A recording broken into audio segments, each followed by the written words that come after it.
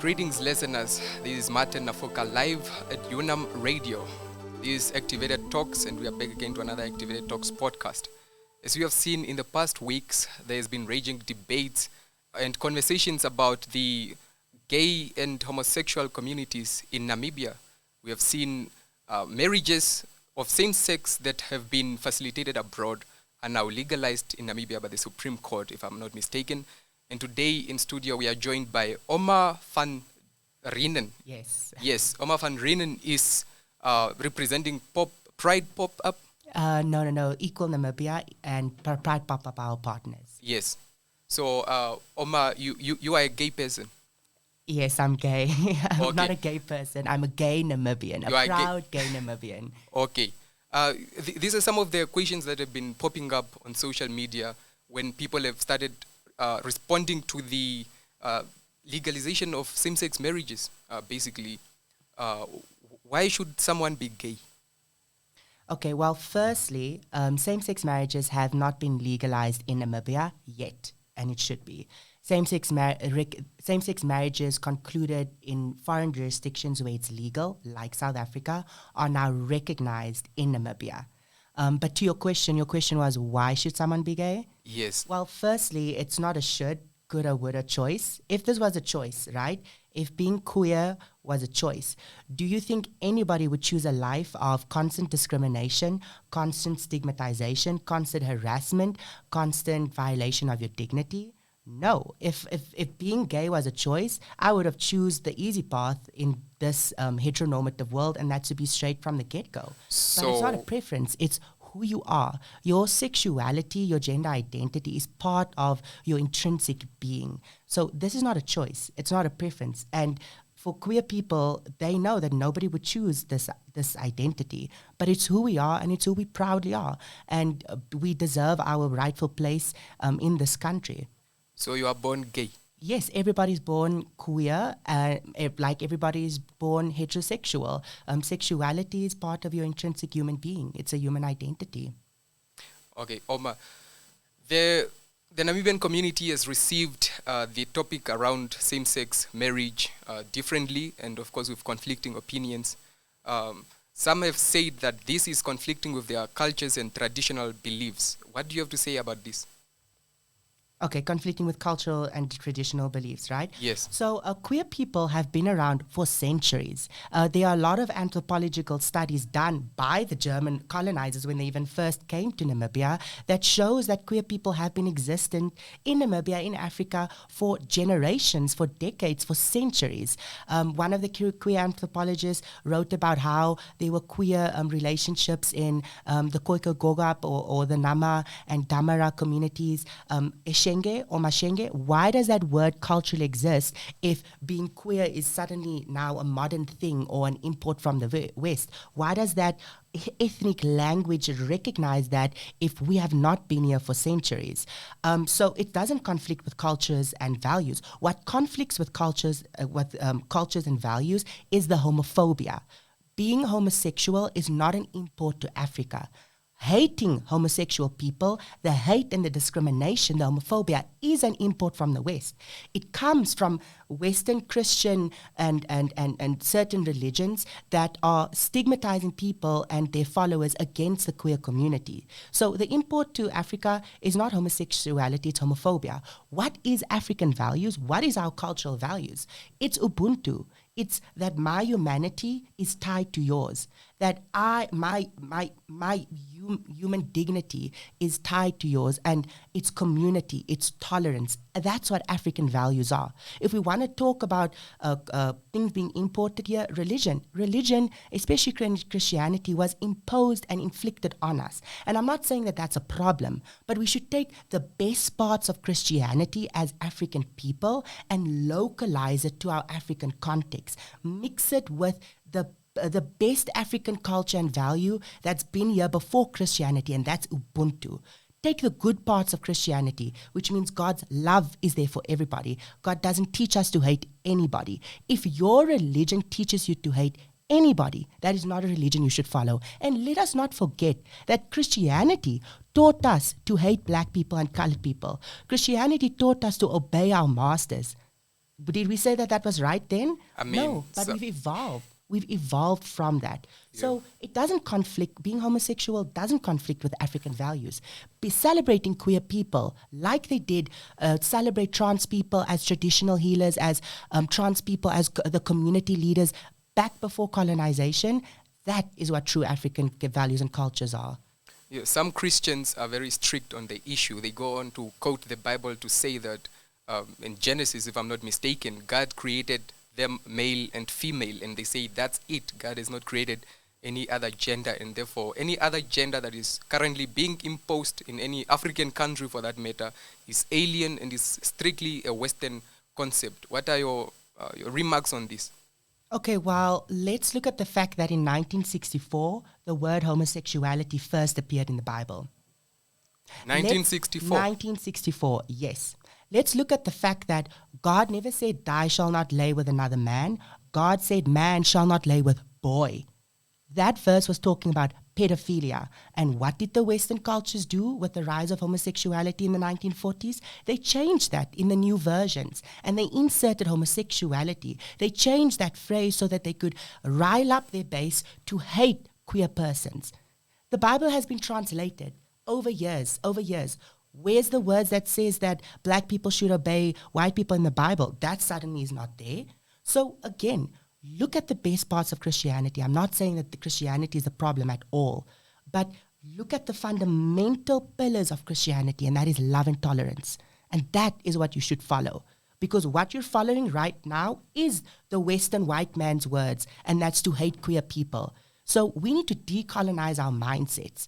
Our process of decolonization involves loving queers and opening our country's constitution to queer people who rightfully have their rights to freedoms and liberties in this country. Because the liberators' blood waters our queer community's freedom too. When they took up arms to overthrow the apartheid regime, they fought for equality and freedom. Equality and freedom that's unconditional. Unconditional. If we are saying we are born free, we should be born free to love who we want to love, because what our government is doing right now is nothing short of what the apartheid regime did to our parents, saying, you are colored, you are white, you cannot love each other. You are black, you are colored, you cannot love each other. How far have we come? It's such a shame to our democracy, what we are seeing right now. And if this continues, we can throw the constitution away. Some traditional communities are concerned. They are saying that the whole concept of marriage is losing value and is being downgraded, because even men can marry men now and women can marry women. And some say that later on people could end up marrying animals, and they say for this reason they are opposing the whole notion of homosexuality. What do you have to say on that? Well, that's just, how do I say, it's hysteria. You know, it's like they are linking queer people to pedophilia, when most of the pedophilia we see comes from straight men, from heterosexual men, abusing their own daughters, their own nieces, the next door neighbor's child. If we want to talk about stats and pedophilia, we can talk about that. But now they're going to downgrade our dignity like they always did to link us to bestiality. It is hysteria, okay? The traditional groups need to take a step back and look at the fact that marriage in Africa, in Namibia, is not defined in one way. We celebrate polygamy. There's nothing wrong with that. We celebrate families that come in different forms. In Namibia, there's families that are headed by omas and opas. There's families headed by single mothers and single fathers. There's family headed by sisters and brothers and cousins. We don't say that that's not a family because there's not one man and one woman who can make a family. And is a family only people that can procreate? Is that what we are worthy for? Like, are we only seen as a family that can be protected if we can make children? No. So why does it, when it comes to queer people, that now marriage and family is being devalued, when marriages and family comes in all shapes and forms, especially in the traditional parts and cultures of this country? And it is really the responsibility of the traditional groups to take a step back and look at history and know that queer people have always been here and we have always been celebrated. And they need to do the work to decolonize themselves and their mindsets. Well, some people are concerned. I've seen recently on TikTok, there was a video of a particular man speaking. He said that some queer people, some gay and lesbian people are going to primary schools and schools to influence children, small children, to follow their agendas. And they say that they are scared for their children because they say that people are not born gay, but they can be influenced to become gay. And this is what these queer people are trying to do by visiting schools and trying to influence school kids. What is your response to that? It's hysteria. It's hysteria to make people fear queer persons. It's the fear of the unknown.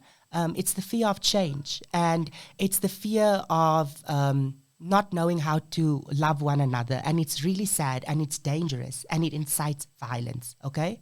I've never been groomed to be queer, all right? What's happening right now is that the queer community has become more visible, okay? When I was in school, I felt like I was the only queer person in Walfish Bay, in Narraville, a small colored community, a conservative colored community. I would look myself in the mirror every day and ask, God, why did you make me like this? Why did you make me, why are you going to send me to hell? Why can't I just change who I love? Okay? Nobody groomed me, no movies, no nothing. And if this was a choice, I would have choose the easy path not to be hated against my whole entire life. But it's the fear that queer people are becoming more proud in this country, as they should, and they are taking up space and becoming more visible. And what does that do? Visibility tells that 6-year-old Omar that you are not alone, that you don't need to contemplate suicide, that you belong in this country. We're not going into schools to groom kids. It's things that they are taking from the American right wing to try and push against the fact that we should have equality in this country. But nobody's going into schools. And in fact, what should be done is that school children should be taught that if you love differently, that there's nothing wrong with you. That's not telling a child that you should be homosexual. Again, if this was a choice, people would have chosen the easy way out long ago. But what should happen is that kids should be taught from the home to the school that loving differently, there's nothing wrong with that. Look how much suicide rates are happening in Namibia.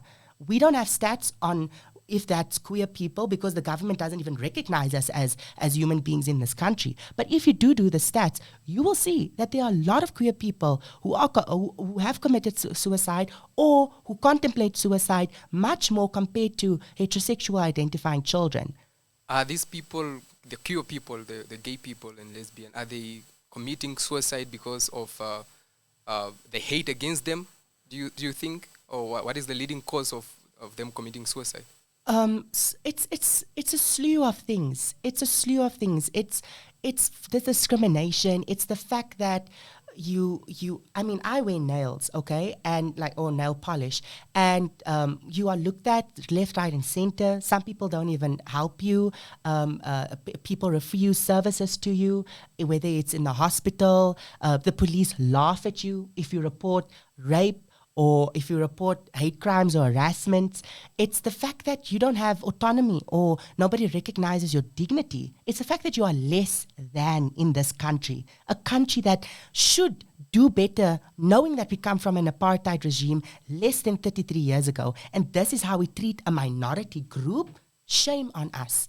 Shame on us. So it's the violence we experience. It's the constant attack on our dignity. It's the fact that we are looking at people who are our elected representatives in parliament, asking a minister of justice if she's a man or a woman and laughing at her. Do you know how undignifying that is? Do you perhaps think that it's maybe the conservative nature of the people and their traditional beliefs inflicted in them that is causing them to act this way, and probably not from a point of discrimination and hatred?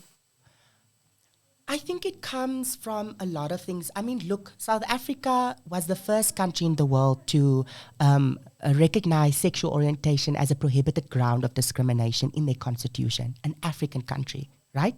Because they wanted to make sure that they'd really build a country where human rights are at the forefront. And unfortunately, Namibia could have done better in that aspect, okay? But even though the law has recognized queer people and their right to dignity and their right to equality, there's still a lot of hate crimes happening to queer people in South Africa. There's still a lot of violence happening to queer people and discrimination. However, that is held to account by the Human Rights Commission in South Africa. Here, we still should do better with that, and we still even need to repeal a sodomy law. But even though the law is on your side, mindsets still need to change. And it's going to take a while for mindsets to change in Namibia.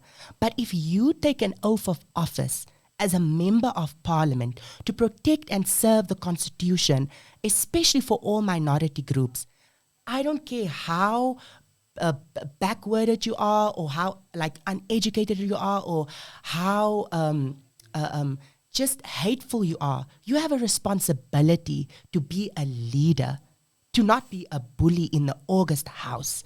These people should be nowhere near a constitution and legislating if that is the way they act. And it's a shame that the Speaker of Parliament is not doing more to hold them to account, to put them in contempt of Parliament, if that's even a thing.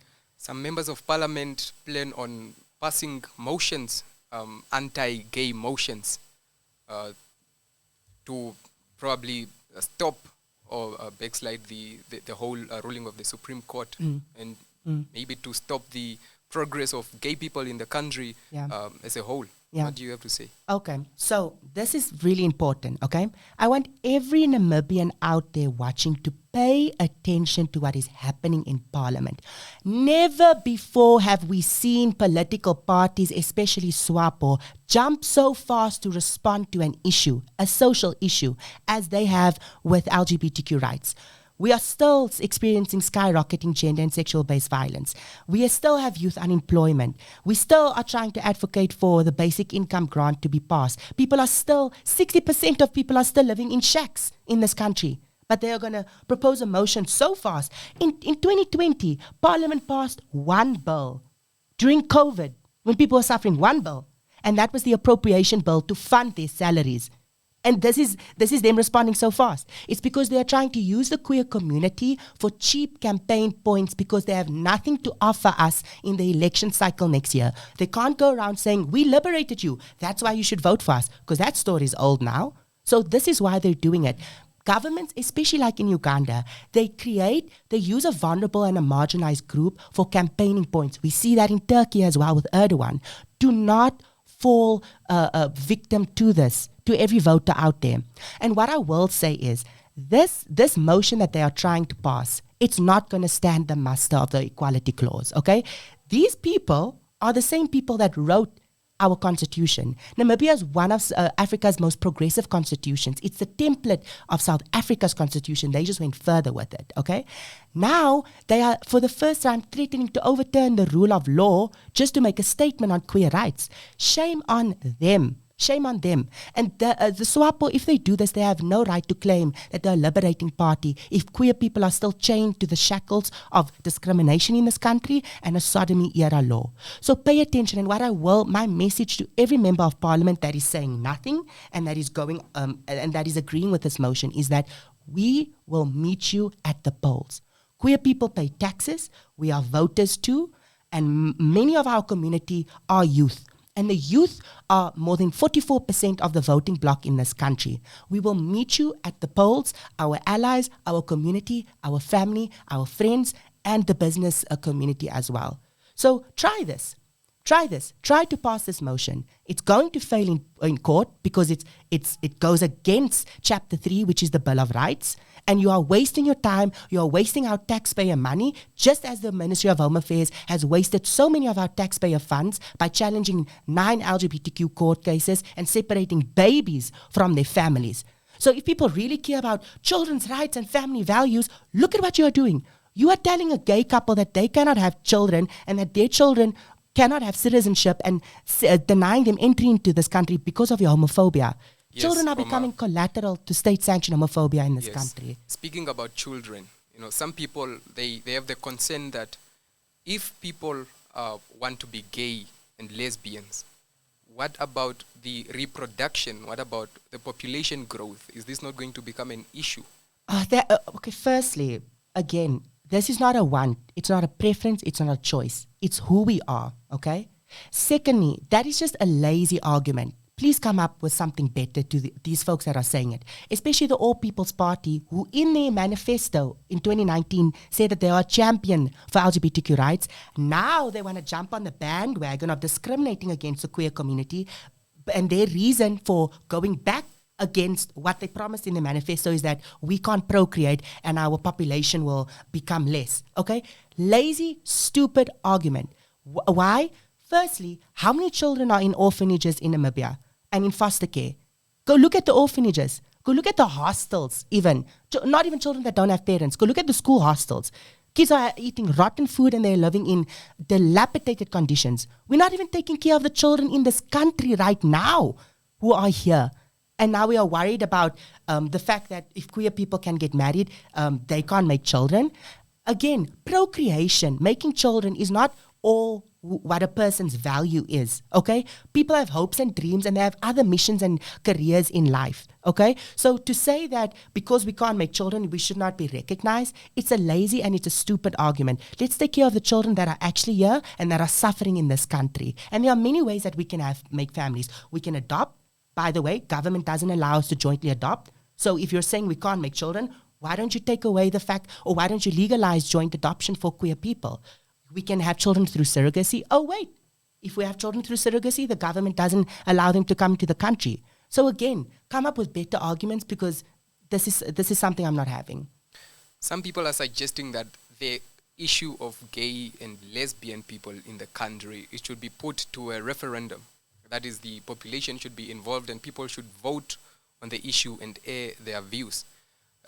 And some say that your community, if that happens, your community is at a disadvantaged spot because majority of the people are conservative, as it is, or are Christian, and they would rather vote against homosexuality being legalized in the country. Okay, well, firstly, queer people are Christians too. And Christians, the majority of Christians are not hateful people, all right? The majority of Namibians aren't homophobic. Afrobarometer survey that was done in 2016 showed that 54% of Namibians are tolerant towards their homosexual neighbor. In 2019, that survey was done again. That number jumped by 10 points to 64%. Namibia is the fourth most tolerant country in Africa towards homosexuals. Wow. A 2013 study by the Office of the Ombudsman found that 73% of Namibians support civil rights protections for LGBTQ persons. What's happening now is the homophobes have the mic. The bigots and the bullies have the mics. And unfortunately, they are loud. And the government is listening to that small pocket of hateful people. And that is such a shame. Okay?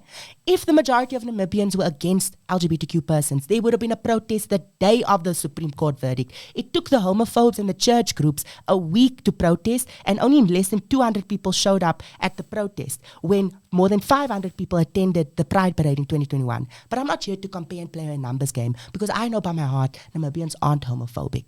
They aren't. Many of us have queer friends, families, and we know queer people, we work with queer people. It's just such a shame that this is the church group at the forefront of inciting hate. When the Council of Churches were at the forefront of overthrowing apartheid, now 30 years later, it's the church groups at the forefront of upholding discrimination in this country. History will always remember, and what a shame. On the referendum question, did apartheid go for a referendum?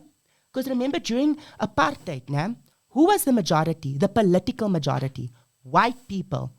If apartheid went for a referendum, if the South African government said that we need to put this to a referendum for all the white people living in Southwest Africa, do you think that they would have voted to overthrow apartheid? Absolutely not. Why must human rights in a born-free democratic Namibia go to an apartheid? Human rights are not for a referendum. The Constitution is clear that all the liberties and freedoms in Chapter 3 are so sacred that they can never be chipped away. You can only build and expand on it. That's why if Parliament passes a motion to ban same-sex marriage, it's going to fail in court. They are wasting our time. So if they are going to push for a referendum, they are going to waste our taxpayer money, and that referendum will not stand a constitutional muster at all. Some outside commentators on the issue, they say that your community is at the grace and mercy of the court.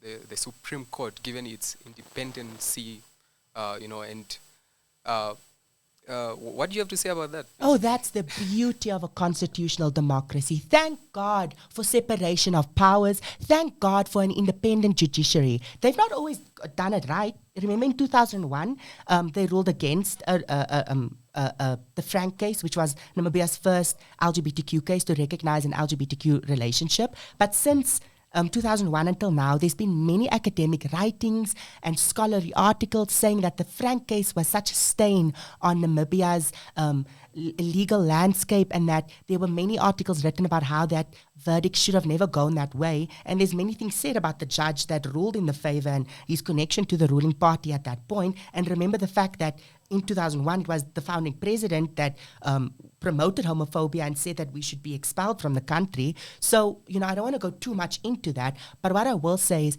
thank God for a constitutional democracy and for a constitution that recognizes minority groups' dignities. Because if it's the queer community today, and if this Supreme Court ruling gets overruled or the rule of law gets thrown out the window, tomorrow it's any other minority group that's rights are going to be at stake. They come for the queer first, they'll come for the women's, the indigenous groups, children, everybody's rights are going to be at stake if queer people are put under the bus. Queer people in Namibia are the litmus test for how true the promise of equality is in our constitution and how strong the equality clause is in our constitution. And the verdict that we won in the Supreme Court is not just a win for queer people, it's a win for Namibians for generations to come. There's only good things that can come out of that. Yes. Some people have grown up with the belief, with the fact that there are only two genders, there's only two genders. So that's at least what most people believe. At what age does someone realize that they are gay? So again, there's no benchmark for this. For example, I'm non-binary. So I don't identify as a man or a woman, okay? And I only realized my gender identity late on in my life. But growing up, I always felt that I'm being put into a box, into a binary, okay? We must understand that the world, especially through colonization, was created with this binary for control on people's gender and how they perform their gender, and for control also over women and the women's suppression as well. So it took years for women to enter into a more equal horizon. Women still face a lot of subjugation as well. Now the next frontier is trans rights. The next frontier is queer rights as well. So it's a lot of work we need to do to unpack how we've been constructed to see the world through two binaries. But what we need to do is just approach this with respect for other people. You might not agree with it. You might identify as a man. You might identify as a woman. That is your baby. But respect other people and their gender identity and their gender diversity. Gender and sexuality is fluid. It's a spectrum. But what's happening right now is heteronormity and the patriarchy that's being enforced on us to oppress other people. Yeah, some people say that the rise of feminism is what is causing the gay and lesbian people to gain some momentum in fighting for their rights. Is that the case? No. And some people argue that the rise of gay people and lesbian people pose a threat to the societal fabric in Namibia. No. What is your contribution to that? No, again, it's just hysteria. It's right-wing, fundamental, religious extremist hysteria that really shouldn't be given any weight in a secular state, okay? We are a secular state. What is supreme in this country is the Constitution, not the Bible, okay? Feminism and the rise of gay people is not what's causing this or what's going to damage the fabric of society. What's going to damage the fabric of society is homophobia, sexism, misogyny, patriarchy, and hate. Look again, we live in a country with skyrocketing sexual and gender-based violence. That is damaging the fabric of the Namibian house and the Namibian family. And nobody's saying two shits about that. Sorry for my language. We are living in a country with extreme poverty. We are living in a country where men feel that they can oppress women, or that they can raise their hands to children, and nobody's saying anything about that. Where masculinity is not being spoken about, and the toxicity that comes from it. We live in a country where men can't even approach a therapist because they feel like being vulnerable is too feminine, and men aren't even able to talk about their feelings and the emotions because of all these issues. So let's start there. That's what's damaging the fabric of the Namibian society. Omar Van Reenen, thank you very much for your contributions, and thank you for coming on the show. This is Activated Talks podcast. I'm Martin Nafuka, and this month we'll be focusing on human rights, and this was a good opening for the discussion. Stay tuned for more discussions, and of course, subscribe to the channel, like, comment, and share. Cheers. Yes, thank you, Martin, and thank you, UNAM Radio, and happy Pride Month, everyone. Welcome to a born-free Namibia. Thank you.